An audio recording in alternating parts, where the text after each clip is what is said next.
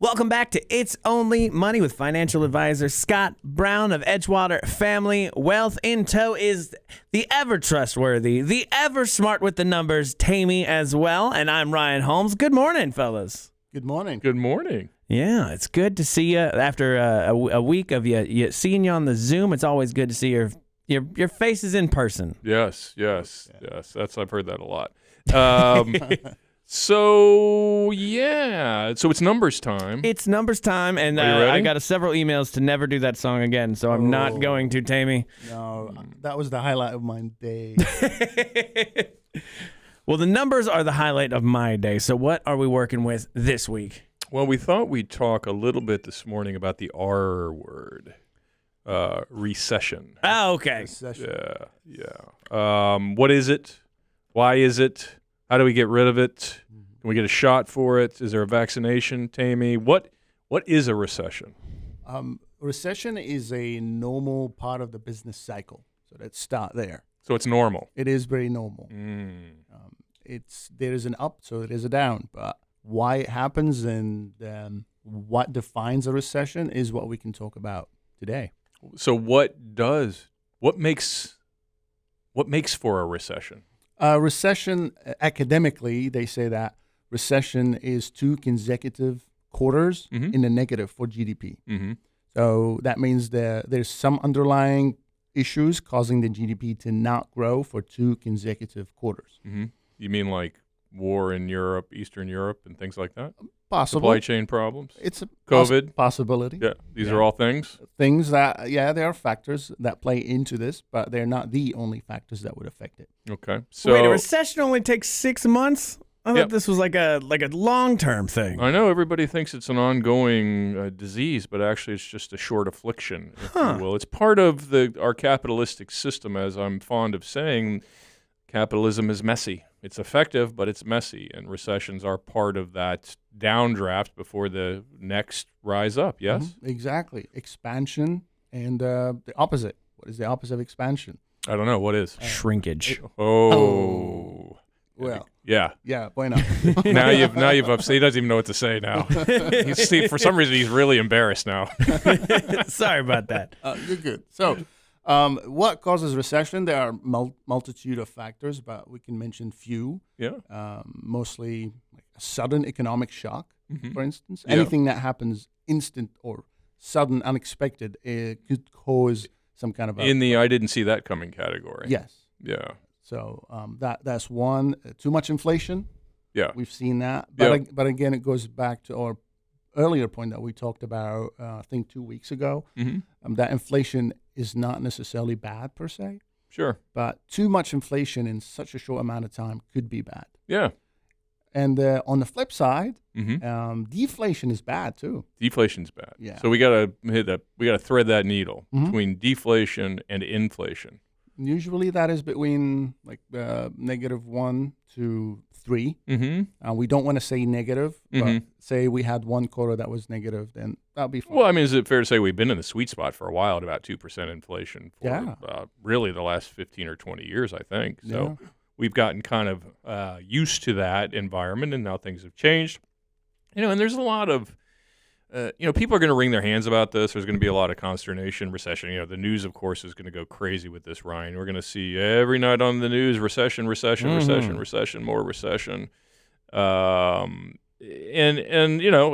I'm fond of saying, the news is not big on good news.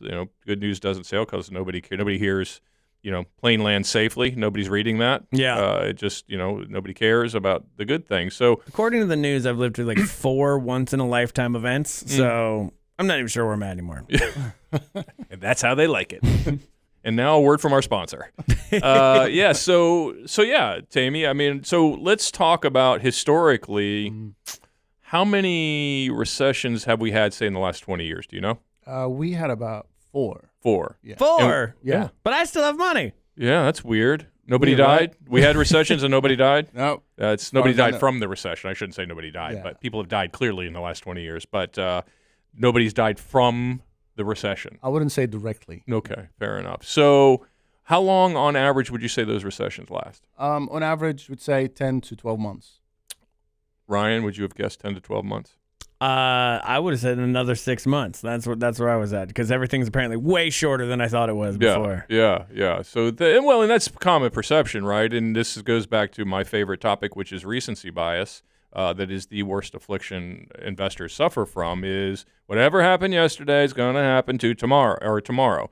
And the reality is, and then we think, well, we're in a recession. If we actually indeed end up this next quarter being negative GDP, that will technically, academically, as you said, put us in a recession. Can money be made in a recession? Absolutely. That's when money is made. When you buy and what you do during a recession, I think Warren Buffett would tell you, is critical to your success. So some people during a recession will pull in their horns, right? They'll say, oh, things are bad. I shouldn't invest. It's going to be terrible out there. Bad stuff's going to happen. I'm not buying anything. I'm going to hoard my money, or I'm going to bury it under the house, or I'm going to buy gold or crypto or store food or whatever.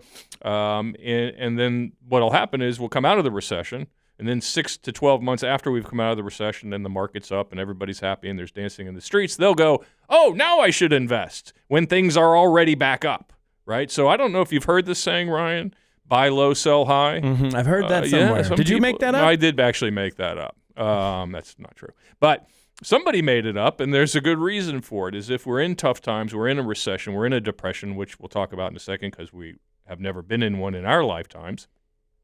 That's the time to be brave. That's the time to say, hey, Amazon used to be $1 zillion. Now it's only half of $1 zillion. Or Microsoft used to be 200. I really like Microsoft. I think they're a good company, but now they're only 100. I don't like them anymore. No, that's not a thing. That's not what you should say. You should say, I used to like it at 200. I love it at 100. So if it's a viable company, you think they're going to be around, I would suggest that those stocks that you thought you wanted to buy 6 months ago, you should probably look really hard at right now. Pretty much. But I read in this book, it's called I've Never Made Anybody Rich, and you can find it on Amazon, I guess. Some guy wrote it. Yep. And it said a bull market is not the cure for a bear market. Well, a bull market will eventually at some point follow a bear market. That was just me throwing out that. Yeah, I think you might have made that up. But just in case you didn't, I'll address that, is not to confuse a bull market with brilliance, and at the same time, don't confuse a bear market with stupidity, right? It's just a cycle.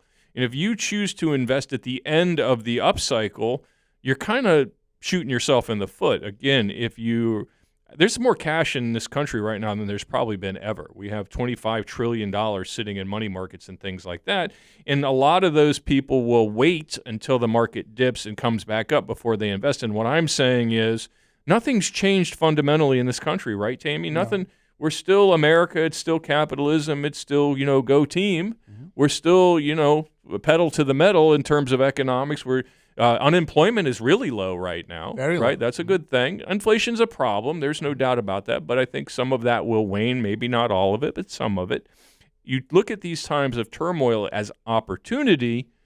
That's where you will make your biggest gains, I think. Now, is there a difference I know there's a difference between a recession and a depression, but is there a difference between a recession and what we all had to live through, the Great Recession? Or is that just the media adding on great to things? No, that one probably deserved the great moniker because it was a big pain in the butt, and it was a pretty big hit. So, Tammy, technically, what is the difference between a recession and a depression? Let's say that depression is the bigger brother of a recession. It's the same causes, but is way steeper consequences. And I have an example here. We had only one depression in the modern U.S. history, which was in the 1930s. Yeah. Since then, we didn't have any. And in comparison to 2008, for instance, you see the unemployment rate in the 1930s, it went down to 30%. Whoa. Yes. And that lasted for years in a depression. Right. As a comparison to the 2008, unemployment fell to 14%. Yeah. And it recovered within a year and 2 months. Where were we at the beginning of COVID? I know there was a big unemployment jump. We were about 10% unemployment at that point? Yes. Somewhere in that neighborhood? Yeah. Actually higher. Yeah. So giving people perspective to say, well, the depression, which we've all read about in history books, we're always fearful that's looming around the corner. And certainly it's not something to be ignored. But if you look at the situation back then, 1 in 3 people were unemployed. I mean, that's a big thing to overcome. Whereas the worst we've had over the last 20 years is somewhere in the neighborhood of 14%. So, recession is a possibility. It's certainly not something to hide under the bed about. I think we should still call them like they did back in the 1800s, call them panics. You know, that seemed like an oversight on somebody's part. Like the panic of 1892. It's like, yeah, you panic, you throw your money, you burn it, you do whatever. Recession, much more chill of a word. Yeah, panic will sell newspapers for sure. Definitely.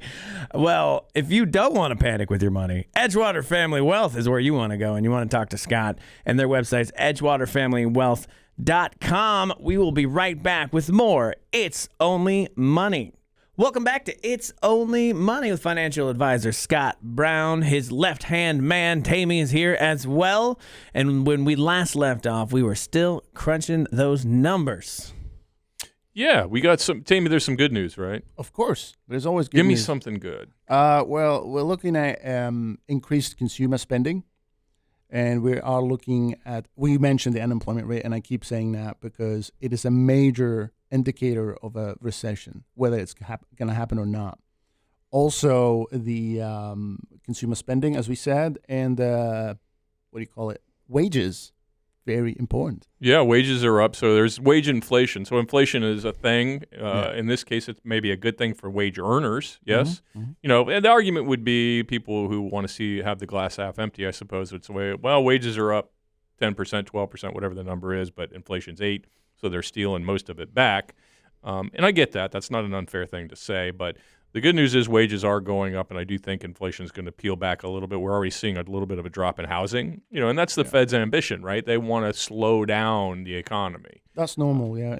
Yeah. So I think, that's starting to take effect. We see it in home prices a little bit. What you'll see is mortgage rates coming up will reduce the amount of home purchases, and that'll trickle through the economy. So those are our numbers for the day. Yeah, indeed they are. Question. Would this make this one of the worst times to buy a house, though, that the fact that mortgage rates are going up and then house prices not going down? Yeah, I mean, is it the worst time? I mean, there's no way for me to know if it's the worst time. We could say, all right, rationally, we know house prices are high. They've grown quite a bit, especially in Florida recently. And a lot of people are moving to Florida. So we might be a little bit immune to that downturn.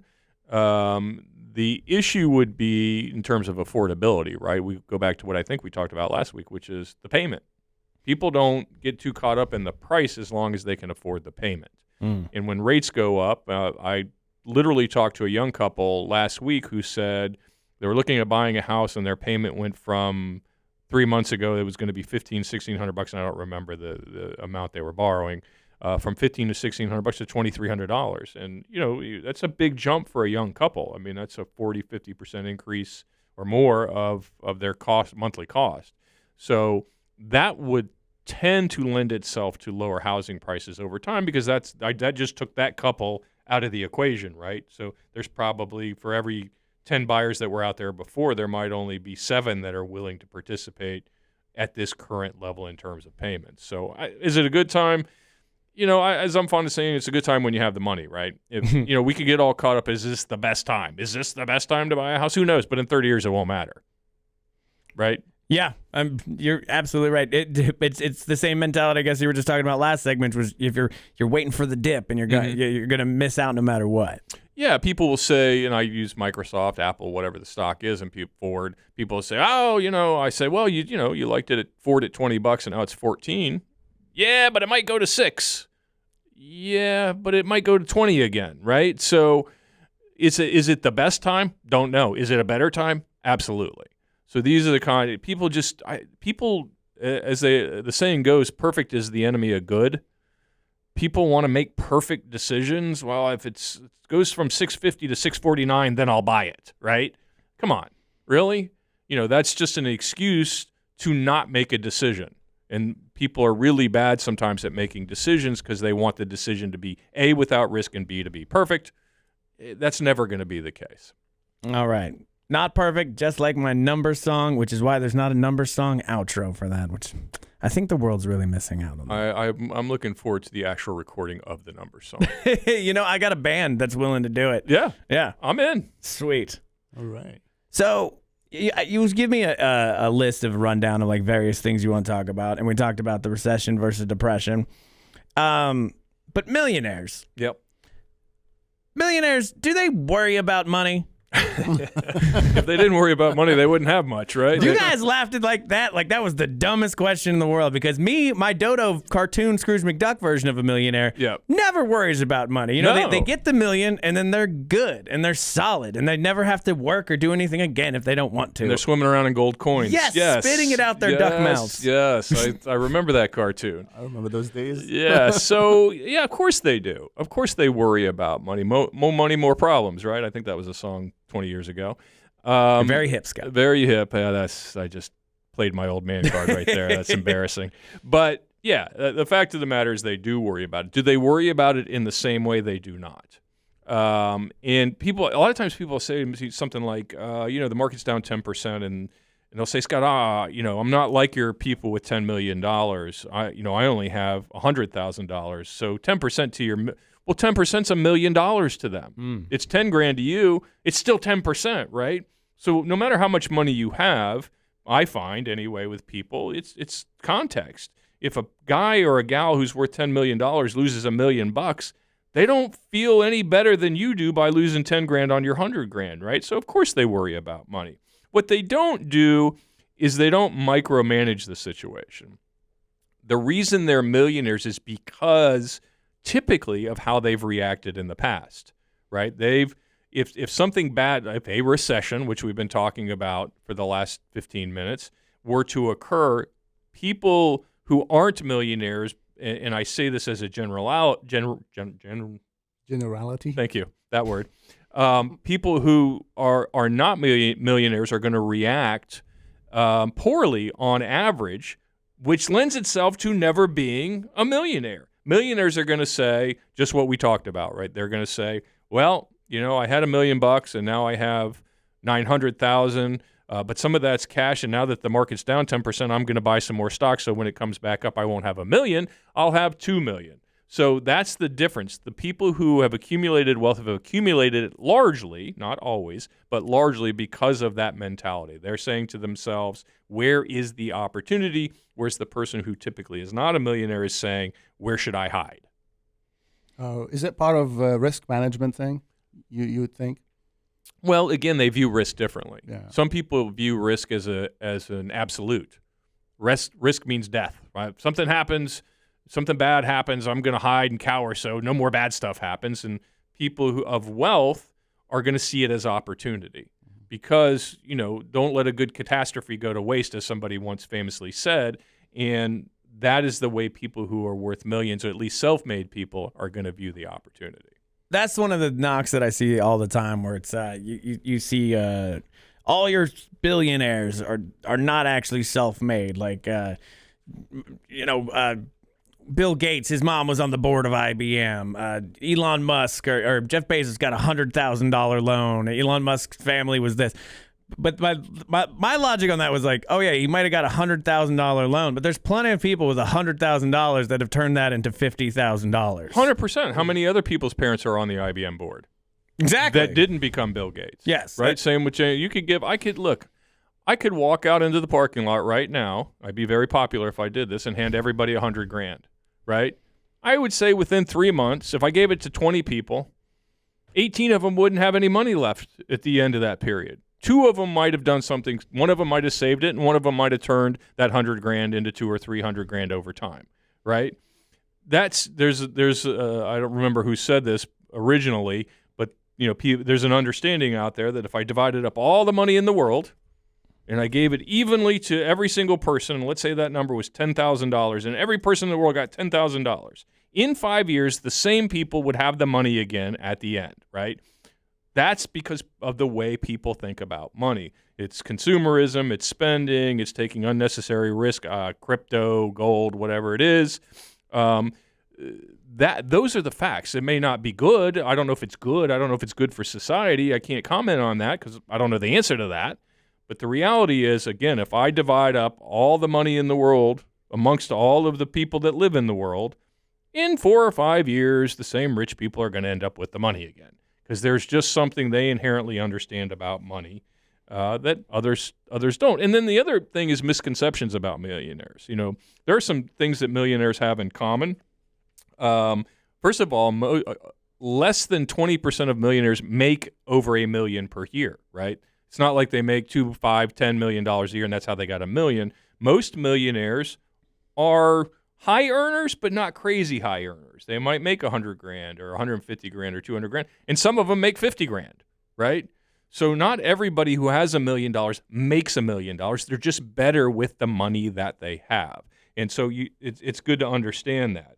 I think there's a lot of things about millionaires people don't understand. Most millionaires have never spent more than $40 on a haircut. Most millionaires have never spent more than a few $1,000s on an engagement ring. Most millionaires have never spent over $1,000 on a watch. Most millionaires drive a Ford F-150. It's not, and most millionaires live in old established neighborhoods. They live in 50-year-old neighborhoods. They live in Domerick Estates or Old Winter Park or College Park, right? Most millionaires don't live in Isleworth. Some do, to be sure. Athletes, people who have come into money, people with high incomes tend to live in places like Isleworth. But self-made millionaires live in old established neighborhoods. 92% of millionaires are married and have been married to the same spouse for 30 years. There's some consistencies you see with millionaires that you don't see in the general public. Well, if you want to be made rich, Scott has a book. He says he can't do that, but he does have good financial advice. And if you want that, go to Edgewater Family Wealth. They have an amazing, blog section on that website. Tammy has a section on there. Content Scott has made before is on there as well. So go to edgewaterfamilywealth.com, and we will be right back with more It's Only Money. Welcome back to It's Only Money with financial advisor Scott Brown. I'm Ryan Holmes. Scott's right-hand man, Tammy's here. He was the left-hand man last segment, but he's also the right-hand man. He's all over the place. He's very versatile. He's very versatile. And, man, I got to tell you, so the Berkshire Hathaway in the shareholder meeting was the other day, and I find that kind of stuff fascinating. First of all, the fact that Warren Buffett still in charge, right? And he's got his partner there. They're both 196, I think. They are very, very old, and they take forever to get to a point. But Charlie Munger's the right hand, his right hand man. He's Warren's Tammy. We're viewed in much of the same light, the two of us. Yes, that's how I see you guys. Yes, exactly. But yes, they're very old and very slow to points, but those points are very well made. It would be like if my grandpa told me a story, and every time I sat through it, I made $1,000. Yeah, right. And that's why those people are listening to those stories. Yeah, but I guess the point where I came across was obviously Bitcoin is the new hot thing, 10 years ago. But like in NFTs and Bitcoins, it's become mainstream very recently. Like it's only recently where your average dodo sort of knows about it. But Charlie Munger had something very interesting to say when he was asked about Bitcoin, and it was this. I got some advice for you too. When you have your own retirement account and your friendly advisor suggests you put all the money into Bitcoin, just say no. So obviously, one of the most successful, wealthiest people in the world, not a fan of Bitcoin. No, he went on to say, and you can't play the clip because it took like a half an hour for him to say what I'm about to say in 30 seconds. But what he went on to say is, there are three things I try not to do. I try not to do stupid things. I try not to deal with evil things, and I try not to look stupid compared to other people. And the point he went on to make was, stupid thing just simply being cryptocurrency, evil being, and this is something I've said on this show many times. My big issue with crypto becoming more successful or more prevalent in society is it runs counterintuitive to the Fed. So his point was, and this will get people all in a tither because some people think the Fed's evil, but assuming that isn't true, that it's a necessary part of our economy, we are the currency for the world. In crypto, if crypto were to become a usable force for currencies throughout the world and it were to, say, displace the dollar, that would be catastrophic to our economy. And because of that, the Fed and the government are never going to allow that to happen. And some people say, well, why not? Well, I'll give you an example. If that had happened and the world's currency was not the dollar, we could not be doing the things we're doing to Russia right now. That would not be possible for us. So one of the things, in addition to aircraft carriers that we have, is our currency. And it is a major tool for meeting our needs throughout the world. So that is why he calls it evil. The third thing he says is, I don't want to look stupid compared to other people. And what he's referring to is in China, they've outlawed it. So you have a communist, lack of a better word, tyrant, dictator, who sees the problem for their economy and has outlawed it. Now, we can't do that in America because we're free and we're all allowed to make choices, good or bad, and it wouldn't work here, and I get that. And again, I'm still not even against crypto, but his points are well made. His points are, it's long-term, who knows? Is it a currency? It's definitely not a currency. And in some ways, it is counterproductive to the American cause, and that's kind of where he's going with that. Yeah, it seems like the American government hates competitors when it comes to currency. So there will be such a high level of regulation on it. You're seeing it already happen in the EU, where they're basically calling it a pyramid scheme essentially over there, and they're going into heavier regulations on it. I just don't see how that could work when you're directly competing with the government. They hold the power. They have the aircraft carriers. All you have is like 15 GPUs tied together. Yep. And that's not going to work out. Whereas NFTs, besides the dumb art that people are putting out, I can see a usefulness for that, but only when it comes to like contracts and doing, mortgages could be your NFT, because you can verify that on a chain a lot better than the way we do things now, where we have to put it up on public information that's constantly scraped. There's a lot of downside to that. So, yeah, I'm not going to invest my money in Bitcoin anytime soon, but I do have some Bitcoin, which makes it really fun at the same time. Oh, there's no doubt it's fun. I mean, there's a gambling element to it, and that's not by accident. He went on to kind of beat up on Robinhood, too, in the game, as I like to say, the gamification of investing. There's speculation, which is what that is, and then there's investing. They're just different animals. And you may say they're not, but I would vehemently disagree. If you're buying a meme stock, not that I know anybody who does that. No. But if you're buying a meme stock, that's speculation. You're like, all right, I'm going to buy AMC. The crowd seems to be on it. Hopefully it'll go from 100 to 200, and then I'll get out. That's speculation. Yeah, that's my 2-7 offsuit that I'm moving all in with at the poker table. That's exactly right. Yeah. That is right. I don't know poker lingo, but I'll take your word for it. It's a really bad hand. Gotcha. So, yeah, you're statistically, probability-wise, there's just not much probability in that. The longer you are in the market, the longer you're in the S&P 500, things tend to work out whether you like it or not. It's really hard to screw that up. So that's investing, that's saving, that's tax implications, that's planning, all the awful, boring stuff that we normally talk about. But, speaking of boring, Charlie Munger and Warren Buffett, who are the brainiacs behind Berkshire Hathaway, I was looking at the portfolio because talking about the shareholders meeting. Do you know the crazy stuff that those guys invest in? I'm going to assume, it's every new tech that comes out. It's got to be the hottest of automotive stuff that comes out. Space, let's go with that. That's hot. It's got to be that, right? It's got to be, but it's not. Oh. It's not. So they own Apple. Okay. They own Bank of America. Lame. They own American Express. Boring. Coke. Yuck.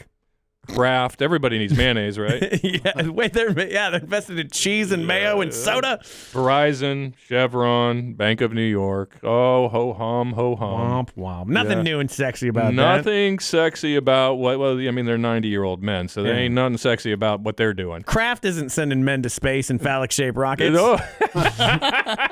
So fun. Yeah, right? Be cool if they did, though. It would be cool if they did. We're going to move off from that. But so what they're doing is not particularly exciting or sexy, but what they're doing works. And the message that, and here's, and I was going to get into this in the next segment, but I think it's a good segue, is people say, well, these billionaires and millionaires, they have a secret and that they're not sharing. Now we can get into all kinds of fun conspiracy theories with that. Yeah. But the fact of the matter I've seen Eyes Wide Shut. Yes, you know how it works. The fact of the matter is that they do share their secrets. It's just you don't want to hear them. If you go on LinkedIn right now, go ahead. I'll wait while you do it. Okay. Yep. Type click. And you look up Mark Cuban or Richard Branson or Damon John or Mr. Wonderful from the Shark Tank, and you look up any billionaire that's on there, They are constantly putting out information on how to accumulate wealth. But you know what the problem is? It ain't easy. They're saying, well, I was in my garage for 10 years and my mom threw me out and I borrowed money from my uncle and then I defaulted to him and then I lived under an overpass for a couple of days and then this bad thing happened and another bad thing happened and then 20 years later I was a billionaire. Nobody wants to hear that, Ryan. No. They want to know the secret. They're hiding that secret somewhere, They got Scott. the secret and it ain't that. Give it to me, right? So if you want to know the secret, it's completely available to you. There have been books written by all of the people I just mentioned. Here's what I did. Here's why it sucked. Here's why it sucked some more. And here's where it got a little better. And then it sucked again. And then I went out of business for the third time and nobody liked me and my wife left me, et cetera, et cetera, et cetera. My dog hated me. All of that happened. And then I became wealthy. Again, that is not the secret people want to hear. No, because it seems so obvious. So that can't be it. Right? Well, because it's hard. It's not complicated. It's just hard. Is there, every rich person, you're absolutely right, seems to be, whether it's on social media, writing books or whatever, telling you how to make money. Is there's some kind of not a downside to them doing that? Well, here's the thing. I don't think there is a downside for them because most people who are wealthy, especially in that category, are natural learners. They're curious, which makes them also natural teachers. They want to share. They're not against you getting wealthy. The more of us that get wealthy, the better for whatever they're doing, right? So it's not detrimental to their cause. And then the second part of it is they know most people won't do it. I could tell you, hey, man, you're like, how do I get six-pack abs? All right, well, you eat lettuce all day. Then you have celery for dessert. Then you do 1,000 sit-ups. I'm not done yet. Then you get up tomorrow, you eat some more lettuce, you eat some more celery, and then you do another 1,000 sit-ups. Okay, yeah, but what's the secret?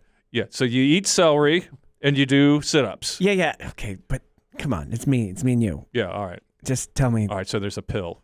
You can say, actually, you know what? If you buy Bitcoin, six-pack abs. Well, if you want the secret, Scott actually has it, and we're going to tell you it next segment. But until then, go to edgewaterfamilywealth.com, and we will be right back with more It's Only Money. Stay tuned for the secret. And welcome back to the final segment of It's Only Money with financial advisor Scott Brown of Edgewater Family Wealth and edgewaterfamilywealth.com. Tammy's right foot man is here with us right now. We're moving all body parts. And Scott actually gave me the secret that I told you about before we went to break. And he said, though, if I tell anybody over the air, he would have to kill me. So I can't tell you the secret. But I'll give you sworn to secrecy. I'll give you a hint. It was really boring. But yeah, come back. I have a personal question that I'd like to ask Scott, which is, so I'm getting married here in a few months, and I am 7 years into my relationship. And part of that is because I've had people tell me, you got to be careful. You marry the wrong partner, you can really end up really financially destitute. It could be the best in terms of taxes, but in a long-term thing, marrying the wrong person can actually have a huge cost to it. I was wondering your thoughts on that. Is that true?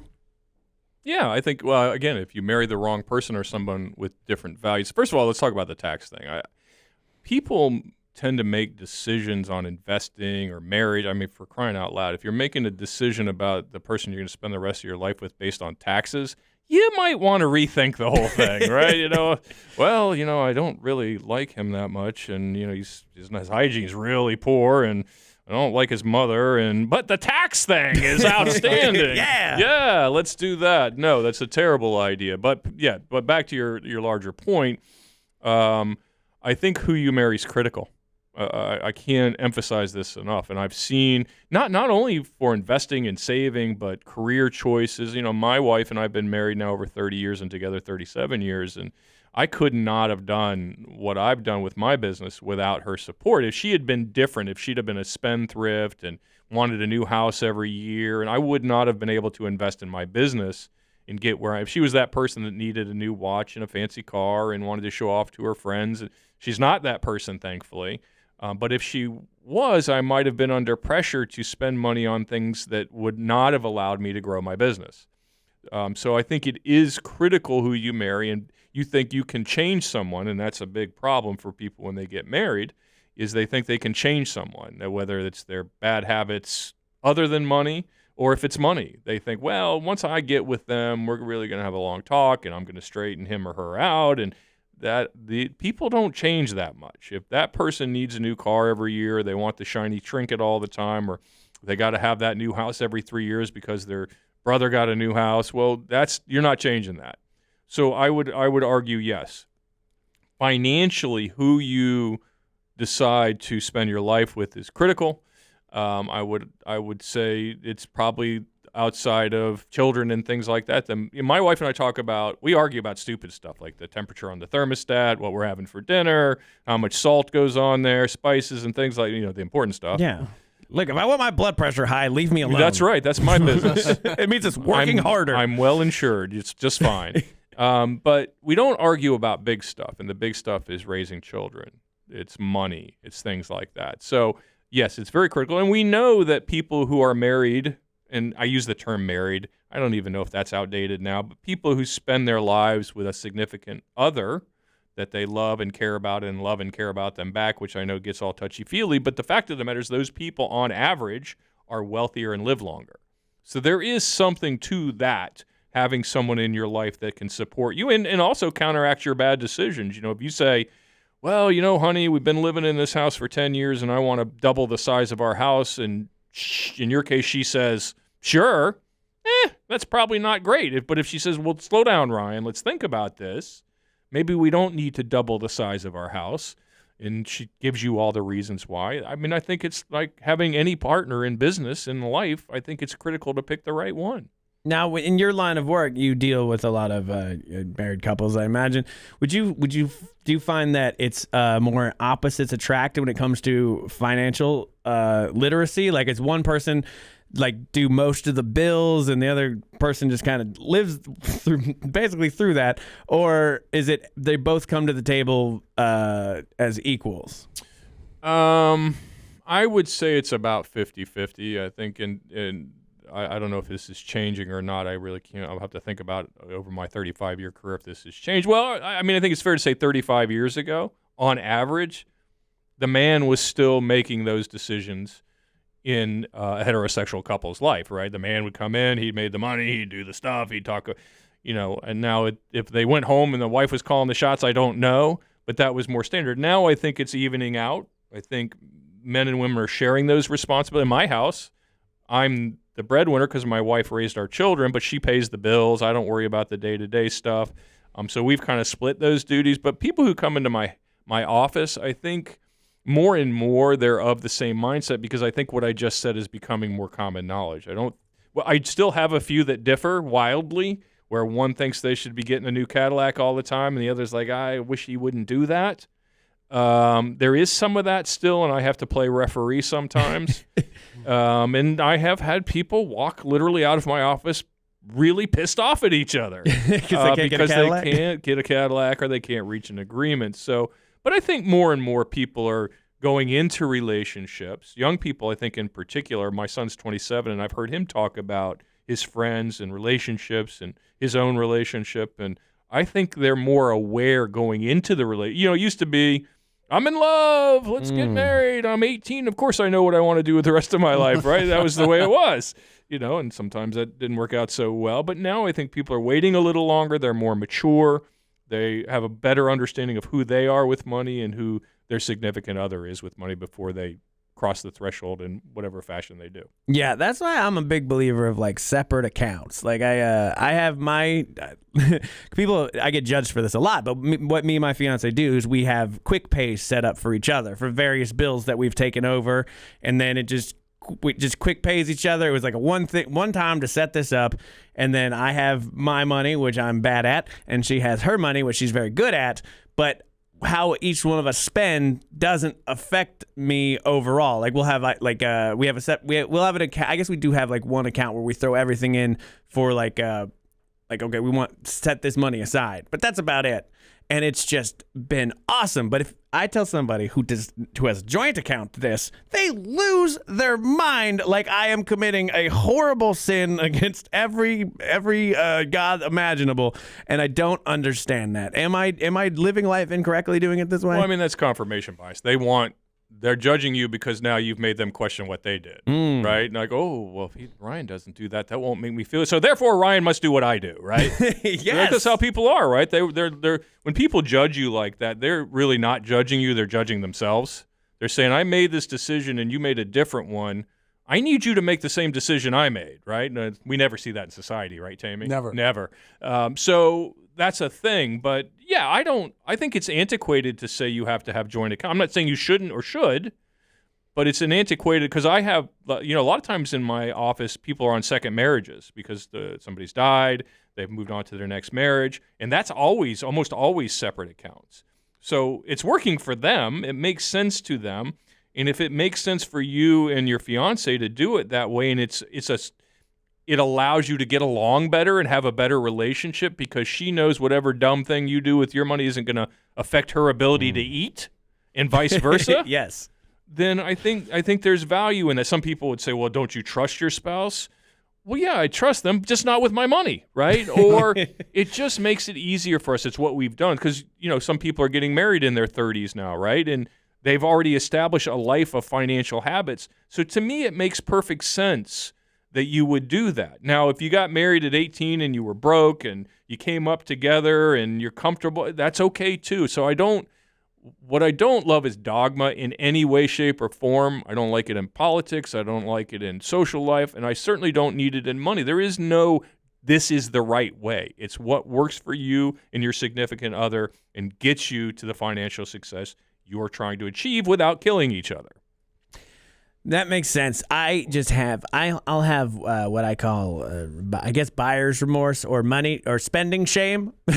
So I'll spend my money and then I'll buy something like really nice every now and like so few and far between I'll actually buy something. But then I'll like just not tell her for a minute.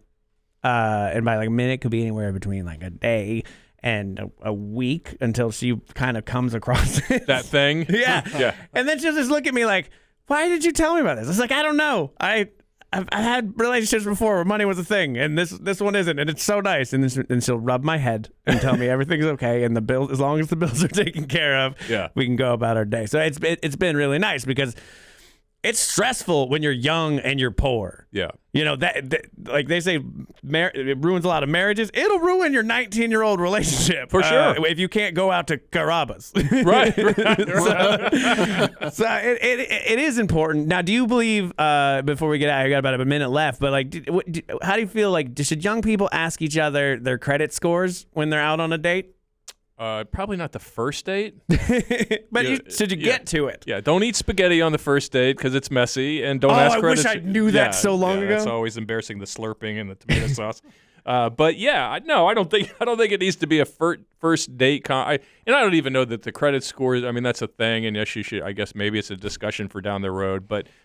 No, I would say third or fourth date, maybe you can start talking about money, but it's not necessary to do right away. Scott Brown is a true romantic. Remember that, everybody. And if you want to work with him and Tammy, they are Edgewater Family Wealth. The website's edgewaterfamilywealth.com. Gentlemen, it's always a pleasure and good to see you, and we will see you all again next week for more It's Only Money. Happy Sunday.